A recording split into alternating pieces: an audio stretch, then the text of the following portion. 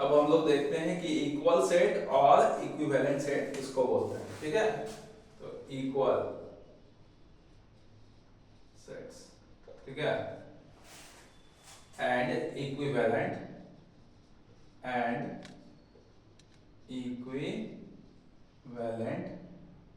Sets. ठीक है, ये क्या होता है? देखो, दो सेट को हम लोग इक्विवेलेंट कब बोलेंगे? Two sets A and B are called equivalent if n A equals to n B। ठीक है, अगर सेट A में उतना ही एलिमेंट है जितना सेट B में है, यानी कि दोनों का कार्डिनल नंबर सेम है, तो हम लोग बोलते हैं set A and B are equivalent. Example देखो, A इक्वल्स टू 1 2 5, ठीक है, और B एक सेट लिया हम लोग 3 4 10। ठीक है, तो हम लोग देख रहे हैं here n A equals to 3 n B, ये भी 3। देखो 1 2 3 elements, 1 2 3 elements, therefore A is equivalent to B। इस तरह हम लोग लिखते हैं। थोड़ा सा इक्वल टू साइन को हम लोग थोड़ा सा टिल्ट कर दिए, तो ये बन गया इक्विवेलेंट का साइन, इक्विवेलेंट का साइन। ठीक है, अलग अलग बुक में अलग अलग सिंबल दे सकता है इसका।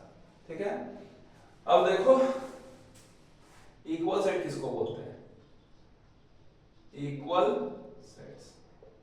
ठीक है, तो sorry, equal sets, two sets A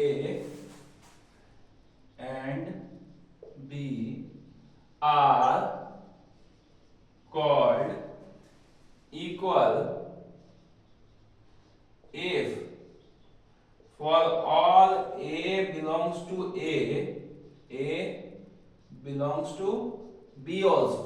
ठीक है, जितना भी एलिमेंट A में है सब एलिमेंट B में होना चाहिए, पहला बात।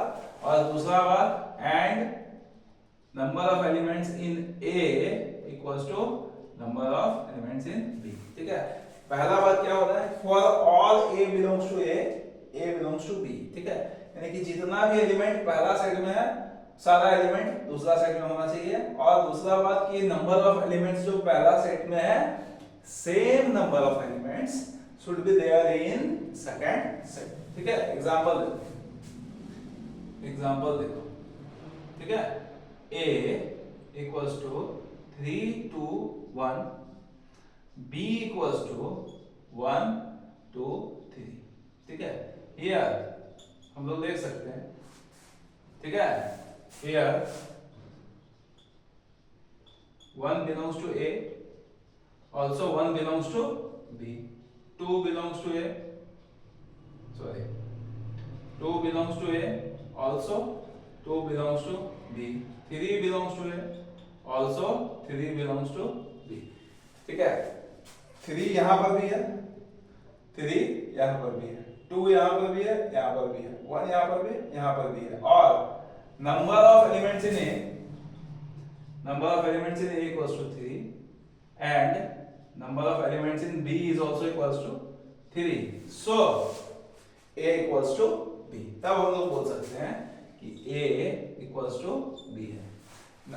जो कार्डिनल नंबर है वो भी सेम होना चाहिए, तो हम लोग बोलते हैं कि दोनों सेट क्या है?